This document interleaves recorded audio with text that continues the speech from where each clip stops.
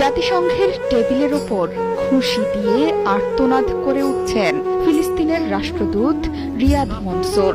ফিলিস্তিনি শিশুদের ওপর নির্যাতনের কথা বর্ণনা করতে গিয়ে তার কণ্ঠ রোধ হয়ে আসছিল। তিনি বলছেন,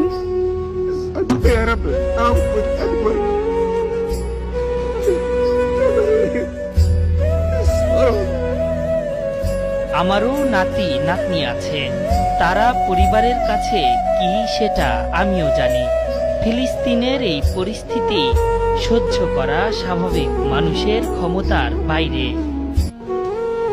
To see the situation of the Palestinians without us having hearts to do something is beyond the ability of any normal human being to tolerate.